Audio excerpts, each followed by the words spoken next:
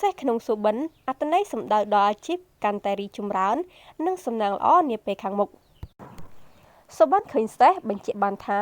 អ្នកនឹងជួបរឿងសំខាន់ៗក្នុងជីវិតដែលព្រឹត្តិការណ៍នេះនឹងផ្លាស់ប្ដូរជីវិតរបស់អ្នកឲ្យកាន់តែប្រសើរឡើងសុបិនឃើញខ្លួនឯងចង់ជិះសេះមានន័យថាអ្នកនឹងត្រូវបានដំឡើងឋានៈក្នុងអាជីពការងារហើយក្នុងអំឡុងពេលនេះអ្នកនឹងមានលុយកាក់ហូរចូលឥតឈប់ឈរមិនខានសុបិនថាធ្លាក់ពីលើសេះមានន័យថាអ្នកនឹងជួបការលំបាកឬមានអ្វីដែលធ្វើឲ្យអ្នកបាត់បង់ប្រាក់ដែលមិននឹកស្មានដល់